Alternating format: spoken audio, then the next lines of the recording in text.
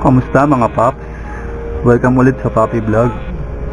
So ngayong araw magpapalit tayo ng radiator cover. Yung stock natin na cover, papalitan natin ng in-order natin sa Shopee.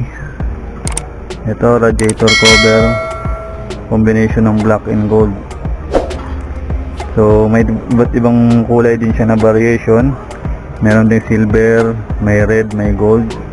So depende sa taste nyo kung anong kulay ang gusto nyo. So ako ito ang napili ko, black and gold. Yan. So ito yung mga bolt na kasama nya. Alright. So kakabit na natin yan. Bago yun, tatanggalin muna natin itong stock. So gagamitan natin siya ng socket wrench na size 10 at saka size 8 para sa pagbaklas. Alright. Tapos mamaya naman pag kinabit natin yan, yung bago nating radiator cover, gagamitan natin ng Allen wrench na size 5 ulit.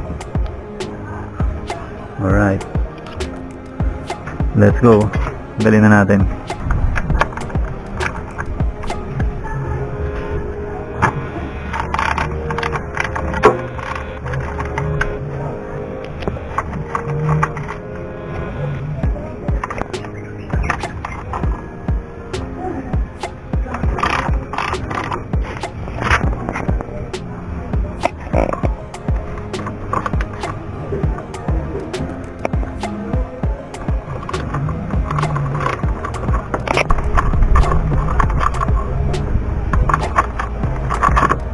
Alright.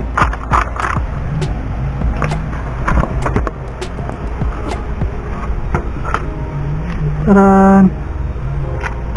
Itong dalawang bolt na ito na size 8, babalik natin siya dito. Dito. Dito.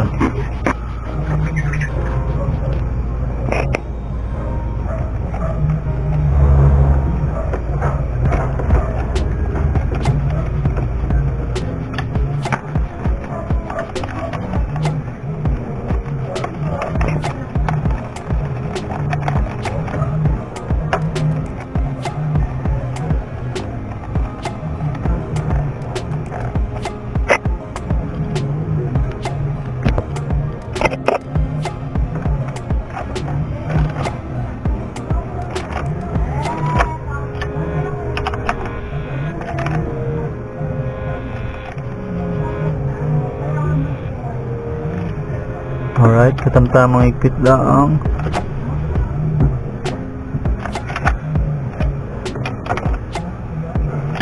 Ganito mga paps, matanggalin natin yan. Ayan.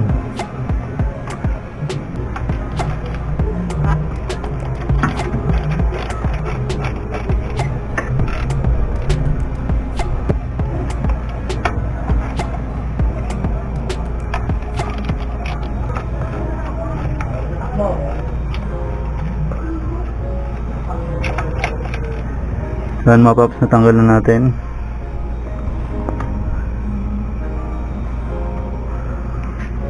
So ilalagay na natin yung ating bagong radiator cover.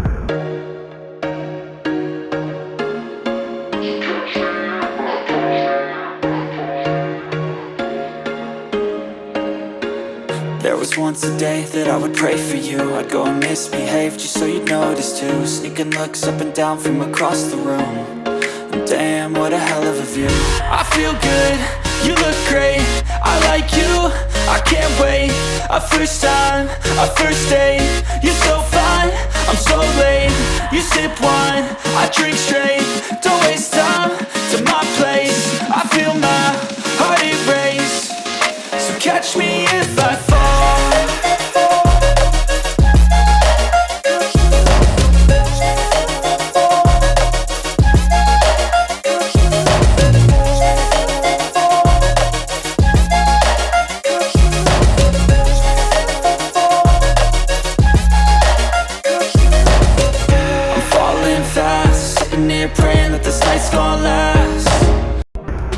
So yun mga kapaps, nailagay na natin ang ating bagong radiator cover. So ayun, pagdating dito sa mga kalso niya, hindi maganda yung pagkakalapat niya, kaya nagamit natin ito sa ilalim. Ito yung extension niya, nilagay ko dito para pumantay yung clearance niya sa pagitan niya, para hindi siya masyadong nakadikit sa radiator. Pagdating naman dito, naglagay din ako ng dalawang washer, tsaka itong bakal ng cellphone holder ko noon. So kung may washer naman kayo, siguro sukatin nyo na lang kung ilang washer malalagay nyo, para lang mas maganda yung pagkaka-clearance nya. Ayoko kasi masyadong nakadikit sa radiator, so kaya hindi na ako nagbawas.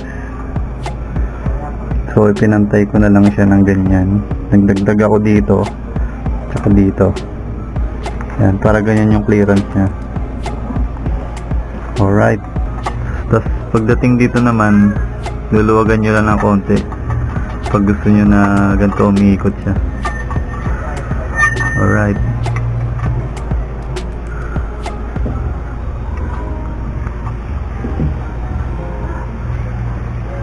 so yun lang mga paps. Kung nakatulong itong video na to, please give us a thumbs up and subscribe na rin kayo sa ating channel. So yun lang yung mga basic na pwede natin gawin kung may sarili naman tayong mga gamit, kahit tayo na lang ang gumawa.